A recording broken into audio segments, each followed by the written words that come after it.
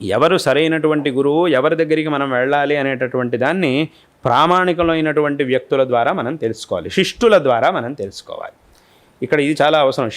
శిష్టులు అని అంటే ఎవరు? శాస్త్రంలో శిష్టులు అంటే ఎవరు?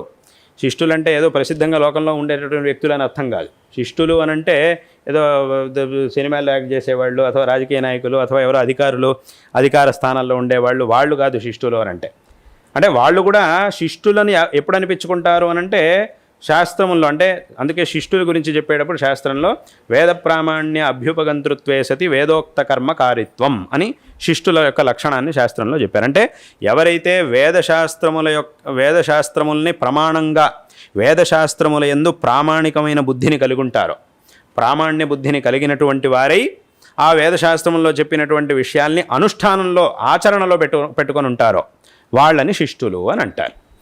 కాబట్టి ఇప్పుడు నేను చెప్పిన వ్యక్తులు కూడా ఈ రకంగా ఉంటే అప్పుడు వాళ్ళని శిష్టులు అని అనొచ్చు. అంతే తప్ప ఎవరో ఆయన చెప్పారు, ఈయన చెప్పారు అని చెప్పి మనం వాళ్ళని శిష్టులు అనడానికి వీల్లేదు. ఏదో ఫలానా వ్యక్తుడు ఆయన వెనకాల 4 తిరుగుతున్నారు, ఆయన వెనకాల 1000 మంది ఉన్నారు అన్నంత మాత్రాన ఎవరు శిష్టులు అయిపోరు.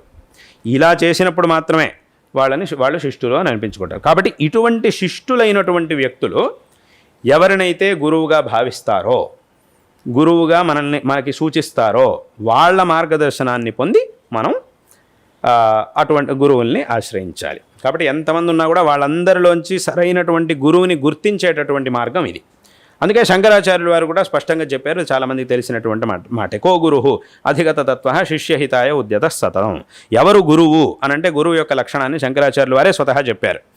ఎవరైతే తత్వాన్ని చక్కగా తెలుసుకున్నటువంటి వారై, సాక్షాత్కరించుకున్నటువంటి వారై శిష్యులకు, యోగ్యులైనటువంటి శిష్యులకు కూడా యోగ్యమైనటువంటి మార్గంలో ఉపదేశిస్తారో ఆ వ్యక్తినే గురువు అని చెప్పాలి అని శంకరాచార్యుల వారు ఈ లక్షణాన్ని ఉపదేశించారు.